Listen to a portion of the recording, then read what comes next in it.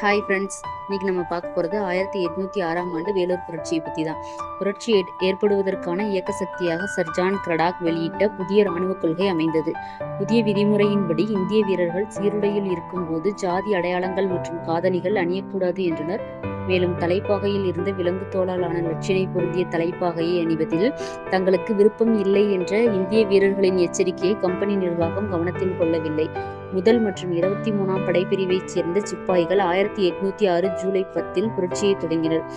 பின்பு புரட்சியாளர்கள் திப்புவின் மூத்த மகனான பதே ஹைதரை புதிய மன்னராக பிரகடனம் செய்து மைசூர் சுல்தானின் புலிக்கொடியை கோட்டையில் ஏற்றினர்.